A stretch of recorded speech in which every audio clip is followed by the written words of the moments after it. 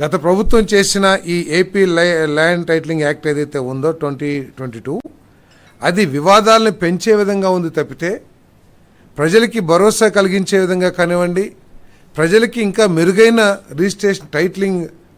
విధానాన్ని తీసుకొచ్చినట్టు కానీ ఎక్కడ లేదని చెప్పేసి మనం చేస్తామండి. ఏదైతే చట్టం తీసుకొచ్చిందో గత ప్రభుత్వం అది రెవెన్యూ వ్యవస్థల్ని, ఇప్పటికి అమల్లో ఉన్న రెవెన్యూ వ్యవస్థల్ని, రిజిస్ట్రేషన్ వ్యవస్థల్ని, అదేవిధంగా ల్యాండ్ రికార్డ్స్ వ్యవస్థల్ని పూర్తిగా ధ్వంసం చేసే విధంగా ఈ చట్టాన్ని తీసుకొచ్చిందని చెప్పేసి మనకి సవినీయంగా మనం చేస్తాను. అంతేకాకుండా గత ప్రభుత్వ వ్యవహార తీరు చూసి మా ఆస్తులు కూడా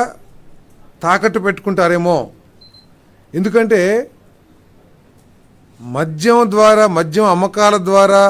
వచ్చే 20 సంవత్సరాల్లో వచ్చే ఆదాయాన్ని కూడా తాకట్టు పెట్టగలిగిన ఒక ప్రభుత్వం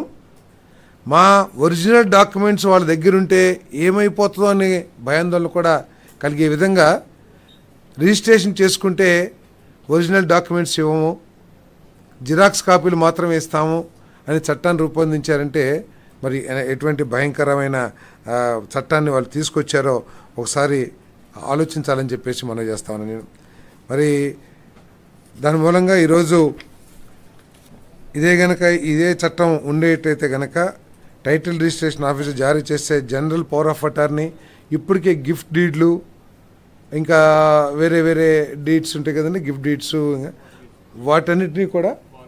మార్టిగేజ్ డీడ్స్, వీటన్నిటిని కూడా మళ్ళీ రిజిస్టర్ చేసుకోవాలని కూడా ఎప్పుడో మనకి తాతలో లేకపోతే ఎవరో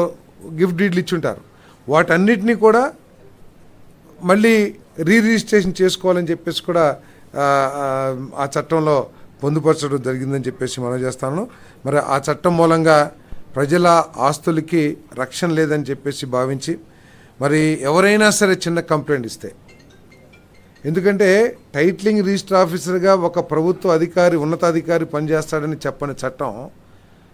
రేపు ప్రభుత్వం నామినేటెడ్ విధానం ద్వారా ఇస్తే అదే ఎవరొకళ్ళు ఉద్దేశపూర్వకంగా ఇబ్బంది పెట్టాలనే ఉద్దేశంతో రాజకీయ కారణాలతో ఆ ఆస్తిని వివాదాస్పదం చేస్తే ఎటువంటి దిక్కులేని పరిస్థితి ఉండేదని చెప్పేసి మనం చేస్తాను. ఆ వివాదాన్ని పరిష్కరించడానికి ఎటువంటి మళ్ళీ ఆర్డీఓనో లేకపోతే లోవర్ కోర్ట్సో లేకోకుండా నేరుగా హైకోర్టుకి వెళ్ళాలంటే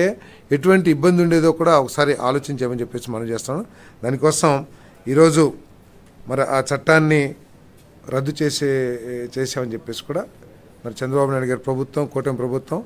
ఈరోజు చంద్రబాబు నాయుడు గారు, పవన్ కళ్యాణ్ గారు నాయకత్వంలో దీన్ని ఆంధ్రప్రదేశ్ క్యాబినెట్ రద్దు చేయడం జరిగిందని చెప్పేసి మనం చేస్తాము.